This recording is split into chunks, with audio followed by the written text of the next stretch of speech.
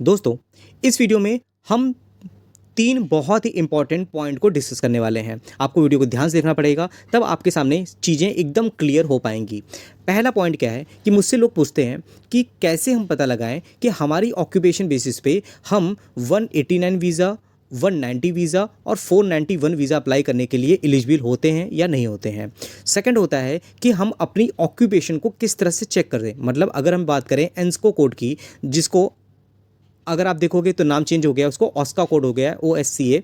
और थर्ड अगर आप देखोगे तो उसमें ये भी देखने को मिलेगा आपको कि आपका ऑक्यूपेशन MLTSSL लिस्ट में आता है या STUSOL लिस्ट में आता है। तो तीनों ही चीज़ें आपको बहुत ही सिंपल तरीके से यहाँ पर देखने को मिल जाएंगी। तो चलिए अपने वीडियो को हम आगे बढ़ाते हैं और बहुत से पॉइंट हैं जो आपको इस वीडियो में देखने को मिल जाएंगे। तो हम कहाँ पे सब चेक करते हैं, तो इस जो गवर्नमेंट की ऑथराइज वेबसाइट है, इसका लिंक मैं डिस्क्रिप्शन दे दूंगा, आप वहाँ जाके चेक कर सकते हो। ये आपके साथ मैंने ओपन कर दिया है स्किल्ड ऑक्यूपेशन लिस्ट। अब स्किल्ड ऑक्यूपेशन लिस्ट में अगर आप यहाँ ओपन करते हो, नीचे आप आओगे तो देखिए स्किल्ड इंडिपेंडेंट वीज़ा 189 आपको देखने को मिल रहा है। और पॉइंट कैसे कैलकुलेट करते हैं, कौन कौन से वीज़ा होते हैं, इस पर मैंने वीडियो बनाया हुआ, आप जाकर के हमारे प्ले लिस्ट चेक कर सकते हो। उसके अलावा आप देखो 189 के अलावा 491 वीज़ा आपको देखने को मिल रहा है। 190 भी अगर आप देखोगे तो आपको यहाँ पर ये देखिए आपको देख मिल रहा है स्किल्ड नॉमिनेशन वीज़ा 190। तो हमें फोकस किस में करना है, 189, 190 और ये आपको 491। अब इसमें ऑक्यूपेशन कैसे चेक होगी, क्योंकि अगर हमें 189 अप्लाई करना है तो हमारी ऑक्यूपेशन कहाँ होना चाहिए, MLTSSL लिस्ट में होना चाहिए। जैसे मैं देखूँ यहाँ पर देखिए कोर स्किल्ड ऑक्यूपेशन लिस्ट होती है। तो अगर MLTSSL लिस्ट में आपका प्रोफेशन आता है तो आप 189 वीज़ा अप्लाई कर सकते हो। अगर आपका STSO लिस्ट में आता है तो आप 190 वीज़ा अप्लाई कर सकते हो। आप देखो मैं लिख देता हूँ यहाँ पर 189 के लिए कौन सा लिस्ट में होना चाहिए, MLTSSL में, और 190 के लिए कहाँ होना चाहिए, STSOL में। और ROL जो लिस्ट होती है उसमें कहाँ होगा, 491 वीज़ा अप्लाई कर सकते हो आप यहाँ पर। तो आपको आई होप समझ में आ गया होगा। चलिए और थोड़ा नीचे आते हैं और थोड़ा सा इन्फॉर्मेशन मिलेगी हमें। अब देखिए ये आपके सामने ओपन है स्किल ऑक्यूपेशन लिस्ट। अब यहाँ पर मैं कोई भी XYZ ऑक्यूपेशन डालूंगा तो हमें सारी इन्फॉर्मेशन देखने को मिल जाएगी। सपोज अगर मैं यहाँ पर डालता हूँ सॉफ्टवेयर इंजीनियर, सॉफ्टवेयर इंजीनियर मैंने डाल दिया यहाँ पर, और मैं यहाँ पे सर्च कर लेता हूँ सॉफ्टवेयर इंजीनियर में, तो हमें सारी इन्फॉर्मेशन यहाँ पर देखने को मिल जाएगी। देखिए मैंने यहाँ पे लिखा, देखिए सॉफ्टवेयर एप्लीकेशन प्रोग्रामर। आप देखो सॉफ्टवेयर एप्लीकेशन प्रोग्रामर आपके सामने ओपन है। तो ये जो ऑक्यूपेशन है वो कहाँ कहाँ पे डिमांड है, तो आप देखोगे यहाँ पर कहाँ पे डिमांड देखने मिल रही है, 190 स्किल्ड नॉमिनेशन वीज़ा। तो मतलब अगर कोई सॉफ्टवेयर इंजीनियर है तो 190 वीज़ा अप्लाई कर सकता है। और थोड़ा नीचे आएंगे तो ये देखिए ये जो प्रोफेशन है 189 वीज़ा में भी अप्लाई कर सकता है। और नीचे आप देखोगे तो यहाँ देखोगे आप तो 491 रीजनल प्रोविजनल स्टेट और टेरिटरी नॉमिनेटेड, मतलब 491 वीज़ा में भी अप्लाई कर सकते हो। इवन 482 वीज़ा भी होता है, कोर स्किल स्ट्रीम 186 भी होता है। अलग अलग वीज़ा क्लास कैटेगरी होती है, इसको अप्लाई करने का पैटर्न भी अलग अलग होता है।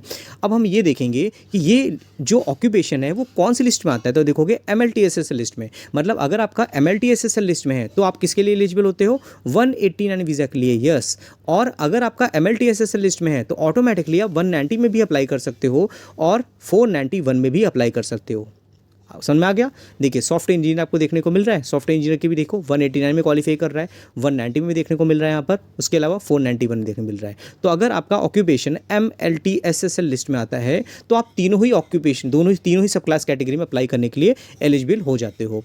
अब सॉफ्टवेयर ही हमने क्लिक किया था, देखिए सॉफ्टवेयर टेस्टर भी आपको सामने देखने को मिल रहा है। सॉफ्टवेयर टेस्टर में क्या होगा, ये कौन सी लिस्ट में आता है, तो मैं नीचे देखो ये देख में MLTSSL में नहीं आ रहा, ये आ रहा है STSOL में। मतलब ये 189 के लिए एलिजिबल नहीं है, ये सिर्फ 190 वीज़ा के लिए एलिजिबल है और 491 वीज़ा के लिए एलिजिबल है। आपको देखने को मिल रहा है यहाँ पर। असेसिंग अथॉरिटी कौन सी है, ACS। ये भी देखिए इसमें पता एक और इन्फॉर्मेशन मिल गई कि आपकी जो ऑक्यूपेशन है वो किस असेसिंग अथॉरिटी के अंडर में आती है। और उसके अलावा अगर आपकी कोई और भी ऑक्यूपेशन है, सपोज आपकी आती है यहाँ ऑक्यूपेशन, हमने एक वेट एसेस का भी देख लेते हैं जिसमें हम इंफॉर्मेशन एंड मेथड एनालिस्ट, चलिए हमने इन्फॉर्मेशन डाला था, यहाँ पर गया इन्फॉर्मेशन ऑर्गेनाइजेशन प्रोफेशनल। अब देखिए इन्फॉर्मेशन ऑर्गेनाइजेशन प्रोफेशनल जो है इसकी असेसिंग अथॉरिटी कौन सी है, वेटासेस। तो मैं नीचे आ जाऊँ तो ये देखिए आपको देख मिल रहा है असेसिंग अथॉरिटी कौन है, वेटासेस। और उसके अलावा ये कौन सी लिस्ट में आ रहा है, STSOL लिस्ट में आ रहा है। मतलब कहाँ क्वालिफाई करेगा, 190 सब क्लास कैटेगरी में, और CSOL है 491 सब क्लास कैटेगरी में। तो आपको समझ में आ रहा है ना। अगर आपका प्रोफेशन MLTSSL लिस्ट में आता है तो आप 189 सब क्लास कैटेगरी में अप्लाई कर सकते हो। अगर आपका STSOL CLSOL में आ रहा है तो आप कहाँ करोगे, 190 वीज़ा में, 491 वीज़ा में।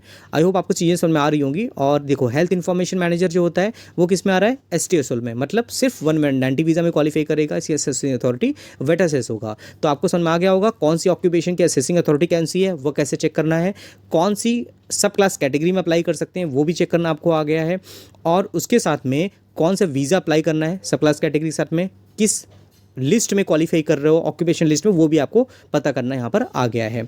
अगर आपको रिस्पॉन्सिबिलिटीज़ देखनी हो, सपोज अगर मुझे लगे कि मैं काम करता हूँ as a chief information officer, या फिर चलिए मैं इधर मोस्टली लोग आजकल इसमें अप्लाई कर रहे हैं इन्फॉर्मेशन ऑर्गेनाइजेशन प्रोफेशनल, तो हमें पता करनी है कि इस ऑक्यूपेशन में रिस्पॉन्सिबिलिटीज़ क्या होंगी। तो हम ये एंस्को कोड है, मैंने इसमें क्लिक कर दिया और यहाँ आप देखोगे तो ये एंस्को कोड के नीचे यहाँ पर आपको रिस्पॉन्सिबिलिटी भी आ जाएगी, अदर इन्फॉर्मेशन ऑर्गेनाइजेशन प्रोफेशनल, और उसके नीचे देखोगे अदर आपको सब कैटेगरी देखने मिल जाएगी यहाँ पर, और रिस्पॉन्सिबिलिटीज़ में देखोगे तो आपको रिस्पॉन्सिबिलिटी भी यहाँ पे देखने को मिल जाएगी, जैसे कि आपको यहाँ पे देखने को मिल रही है। चलिए हम और भी थोड़ा सा एग्जांपल देख लेते हैं। अगर यहाँ पर हम आ जाते हैं कि हमें रिक्रूटमेंट कंसल्टेंट का देखना है, तो देखिए रिक्रूटमेंट कंसल्टेंट अगर आप जॉब करते हो तो इसमें भी 3 चीज़ें में चेक करनी है। अब मैं एग्जांपल ले बता रहा हूँ। रिक्रूटमेंट कंसल्टेंट आपके ऑक्यूपेशन है, हमने यहाँ पर सर्च में डाला और हमने यहाँ पे क्लिक कर दिया तो यहाँ पे रिक्रूटमेंट कंसल्टेंट आ गया। अब सबसे पहले देखेंगे कौन से वीज़ा में क्वालिफाई कर रहा है, तो 190 सब क्लास वीज़ा में है, ये है 491 में है कि नहीं, ये देखो 491 में भी है। उसके अलावा कौन सी लिस्ट में आता है, तो आप देखोगे यहाँ पर STSOL लिस्ट में है। मुझे कमेंट बॉक्स में बताना आप कि कौन सी सब क्लास कैटेगरी वीज़ा अप्लाई कर सकते हैं इसमें, और MLT SSL में नहीं आ रहा है ये, तो हम कौन से वीज़ा सब क्लास कैटेगरी में नहीं अप्लाई कर सकते। असेसिंग अथॉरिटी कौन सी देखने को मिल रही है यहाँ पर, वेट असेस। तो आपको बहुत क्लियर हो गया कि स्किल असेसमेंट पहले करवाएंगे हम लोग, और हमें पता है कि ये डिमांड में ऑक्यूपेशन हमें देखने को मिल रहा है। अब बहुत लोग सोचेंगे कि इसका और भी चीज़ें चेक करनी होती हैं। ये अगर हम ह्यूमन रिसोर्स प्रोफेशनल की बात करते हैं, इससे सब कैटेगरी आ जाती है, और इसकी देखो टास्क आपको देखने को मिल जाएंगे यहाँ पर, टास्क इंक्लूडेड। अब देखिए ह्यूमन रिसोर्स प्रोफेशनल, इसकी ऑक्यूपेशन अलग है, एंस्को कोड बोलते हैं, ओस्का कोड जो है वो भी अलग है, जिसको हम occupation standard classification of Australia बोलते हैं। ऑक्यूपेशन ह्यूमन रिसोर्स एडवाइज़र, देखो 3 अलग अलग उसका कोड बता रहा हूँ मैं आपको, human resource advisor, human resource professional, और अगर हम नीचे देखेंगे तो आपको यहाँ पर रिक्रूटमेंट कंसल्टेंट अलग अलग देखने को मिल जाएगी। रिक्रूटमेंट कंसल्टेंट आप देखोगे यहाँ पर रिस्पॉन्सिबिलिटी भी आपको देखने को मिल रही है। बाकी कुछ क्वेरीज होती हैं, कुछ क्वेश्चंस होते हैं, तो आप मुझे कमेंट बॉक्स में लिख सकते हो। ये जो ऑथराइज वेबसाइट है इसका लिंक मैं आपको डिस्क्रिप्शन बॉक्स में दे दूँगा, वहाँ जाकर के आप इसको चेक कर सकते हो। तो जितना हो सकता है तो मैंने आपको समझाने की कोशिश की है, और भी बहुत ही इन्फॉर्मेशन है इमिग्रेशन को लेकर के, ऑस्ट्रेलिया इमिग्रेशन को लेकर के। अगर आपकी भी कुछ क्वेश्चंस होते हैं, क्वेरीज होते हैं, मुझे कमेंट बॉक्स में जरूर लिखिएगा। तो आई होप दोस्तों वीडियो आपके लिए हेल्पफुल हुआ होगा। वीडियो को लाइक करिए, शेयर करिए, सब्सक्राइब करिए। फिर मिलते हैं नेक्स्ट वीडियो में, तब तक के लिए थैंक यू।